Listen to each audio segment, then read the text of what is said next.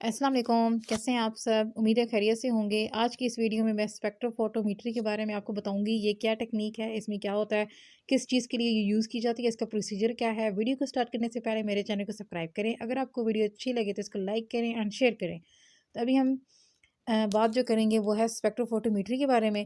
तो स्पेक्ट्रोफोटोमेट्री जो है ये क्या है? ये एक टेक्निक है जिसके थ्रू आप क्या कर सकते हैं, लाइट इंटेंसिटी जो है उसको चेक कर लेते हैं, उसकी वेवलेंथ को चेक कर लेते हैं।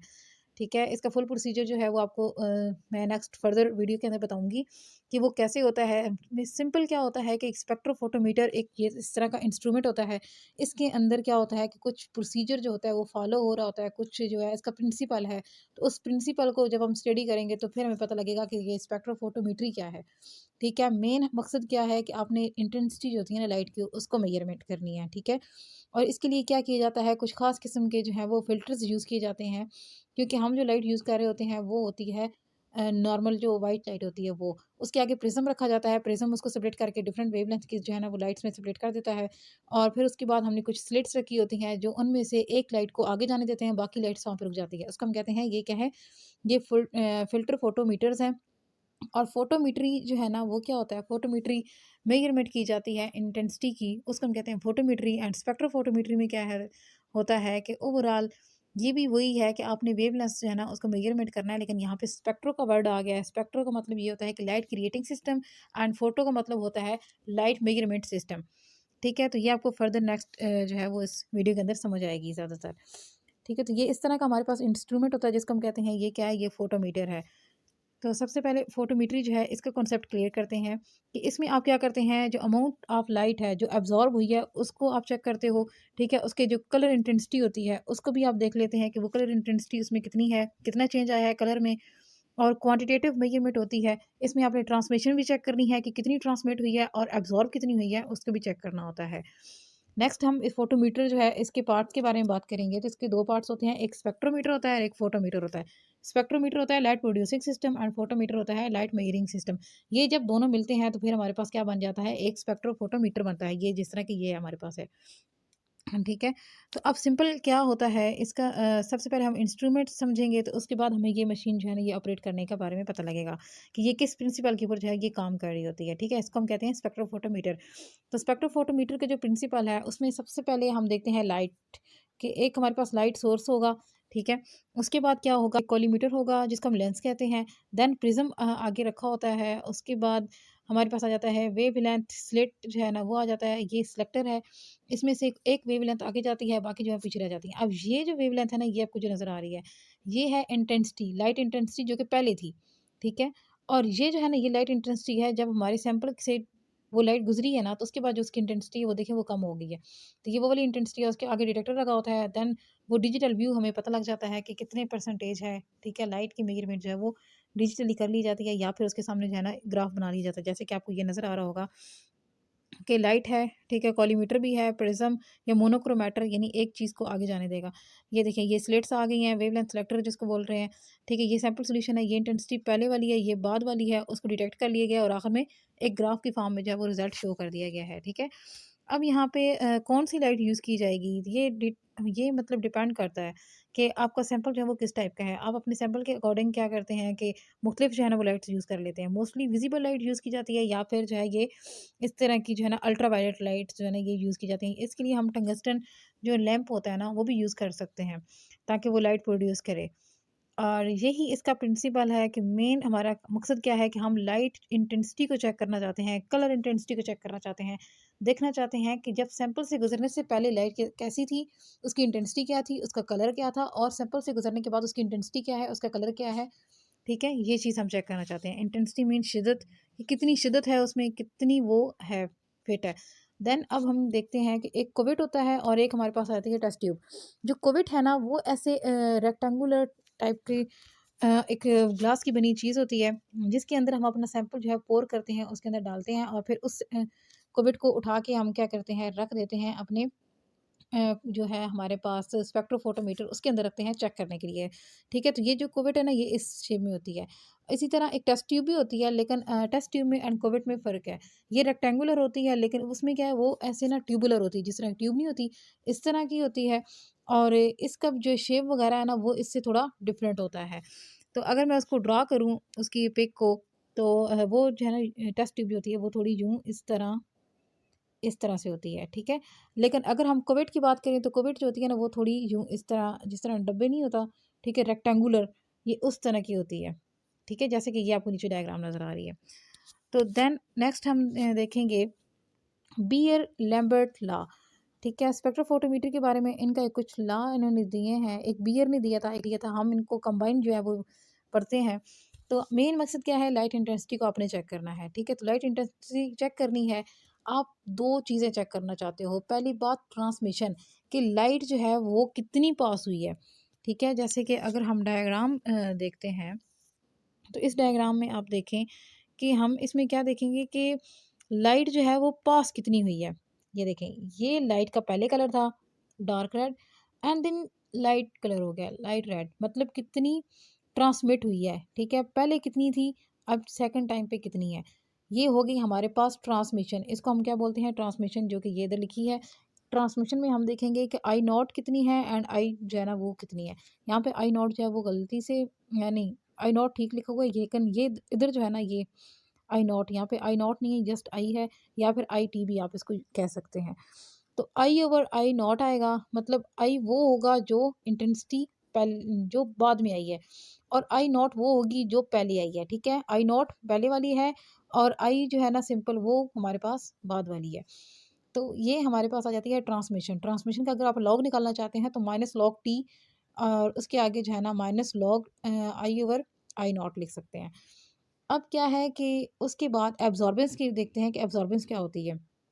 अब एब्जॉर्बेंस में हम क्या देखना चाहते हैं कि टोटल कितनी एब्जॉर्ब लाइट हुई है अंदर, ठीक है। ये जो लाइट हमें नज़र आ रही है ये कितनी एब्जॉर्ब हुई है, कितना सैंपल जो है उसने अपने अंदर ले लिया है। तो उसको चेक करने के लिए हम इसकी एब्जॉर्बेंस देखते हैं। तो एब्जॉर्बेंस अगर हम मेजर करना चाहते हैं तो हमें उसकी ट्रांसमिशन को देखना पड़ता है, ठीक है, ट्रांसमिशन कितनी हुई है। तो इस वजह से जो है ना इन दोनों का डायरेक्टली जो है वो रिलेशनशिप है आपस में। तो ओवरऑल जो है ये बियर जो है बियर लैम्बर्ट लॉ है, जिसमें ई बी जो है ना सी इस ये दिखाया जाता है।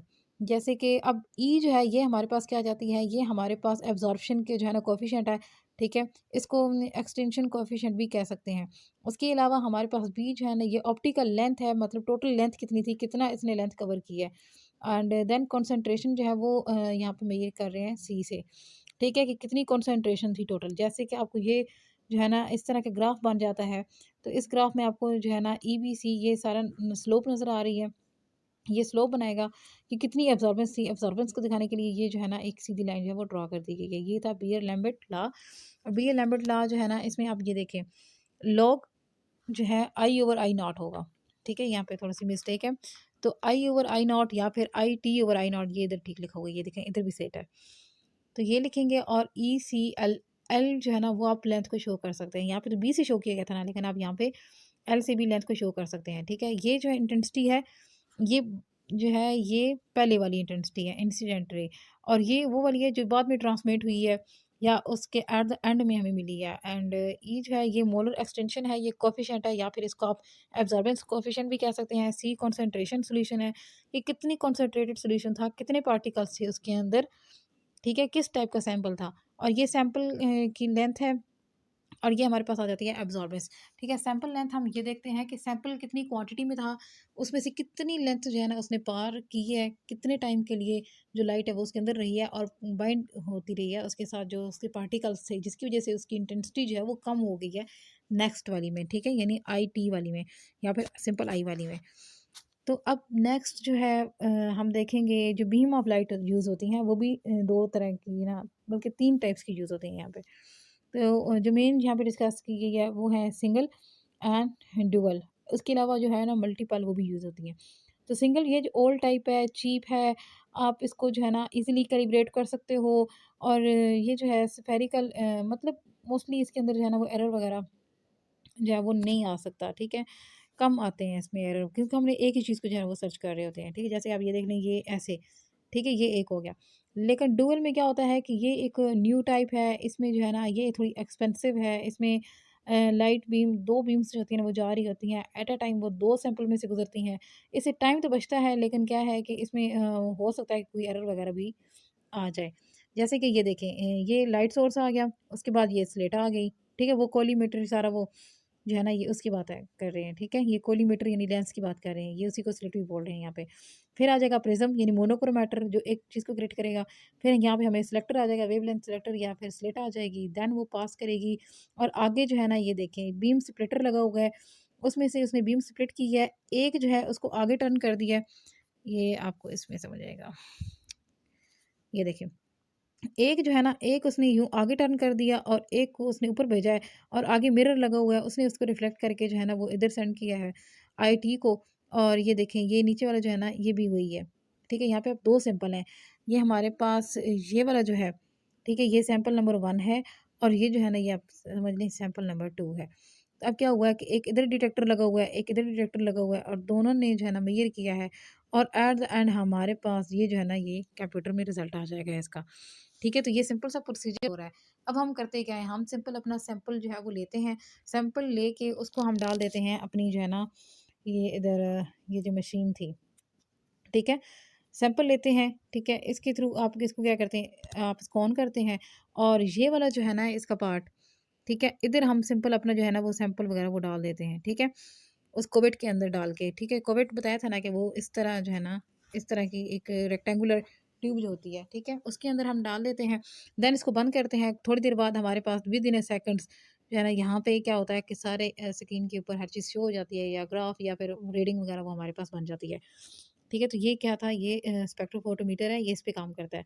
लेकिन हम जो भी ये सारी चीज़ें पढ़ी हैं कि उसके अंदर क्रोमैटर है या मोनोक्रोमैटर लगा हुआ है, स्लिट्स लगी हुई हैं, लाइट जा रही है, ये वो। तो ये सारा इसका प्रिंसिपल है। सिंपल तो ये मशीन है, लेकिन इसके अंदर जो वर्किंग प्रिंसिपल है, वो सारी जो है ना, वो मैंने आपको बताया है, ठीक है? ये वाला जितना ये हमने प्रोसीजर पढ़ा है ना, डिटेक्टर वाला, ये सारा कुछ, ये सारा जो है ना, वो सारा काम इसके अंदर हो रहा है। तो हम देखते हैं कि इस प्रिंसिपल के ऊपर जो है, ये काम कर रहा है। उसके बाद हम देखेंगे कुछ एप्लीकेशंस क्या हैं। सबसे पहली बात कि ये हम इम्प्योरिटीज़ चेक करना चाहते हैं। इस वज़ह से हम क्या करते हैं कि इनका जो है ना वो नॉर्मली यूज़ कर लेते हैं, ठीक है? मोस्टली इसीलिए यूज़ किया जाता है। अगर आप फॉर एग्ज़ाम्पल कोई मेडिसिन आप चेक करना चाहते हैं, कोई वाटर वाटर चेक करना चाहते हैं या कुछ भी कोई भी सैंपल आप चेक करना चाहते हैं, ठीक है? तो आप सिंपल क्या करते हैं कि उसकी इम्प्योरिटीज़ को चेक करना चाहते हैं, उसको कोविड में डालते हैं, कोविड में डाल के मशीन के अंदर डालते हैं, मशीन जब ऑन होती है, उसी के साथ आपको उसकी रीडिंग्स मिल जाती हैं, वो पता लग जाता है कि ये कितने में जो है ना, कितने टाइम है सेट है और कितने टाइम इसमें अंदर जो है ना वो कंटामिनेंट है, क्योंकि लाइट इंटेंसिटी जो होती है उसके अंदर फ़र्क आ जाता है।